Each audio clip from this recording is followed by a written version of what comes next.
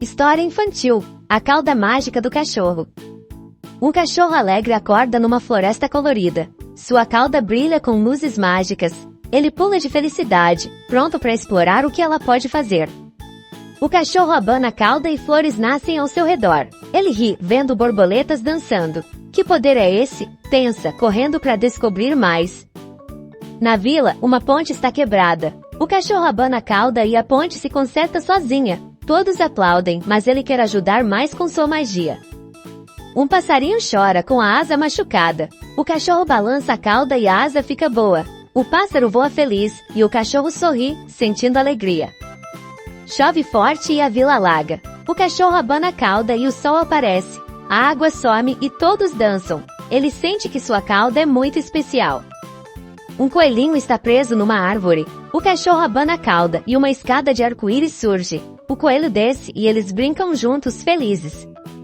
À noite, a vila está escura. O cachorro abana a cauda e estrelas brilhantes iluminam tudo. Todos olham o céu, encantados com a luz mágica dele.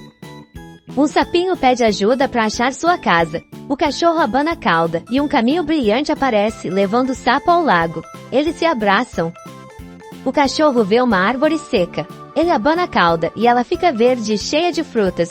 Todos comem e ele pula orgulhoso de sua cauda mágica.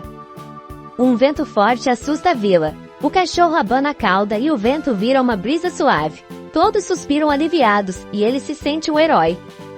Um esquilo perdeu suas nozes. O cachorro abana a cauda e as nozes aparecem num cesto. O esquilo pula de alegria e o cachorro ri com ele. O cachorro vê uma tartaruga triste, sem energia. Ele abana a cauda e ela ganha força para correr. Eles brincam e a vila vibra com a magia. Uma flor gigante murcha na praça. O cachorro abana a cauda e ela brilha, cheia de cores. Todos dançam ao redor e ele sente o coração quentinho.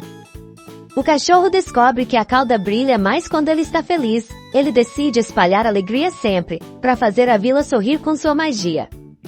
Na festa da vila, todos agradecem o cachorro. Ele abana a cauda e fogos de artifício coloridos surgem no céu. A vila aplaude, cheia de amor. O cachorro deita sob as estrelas com a cauda brilhando. Vou sempre ajudar com minha magia, pensa, enquanto a vila dorme sonhando com ele.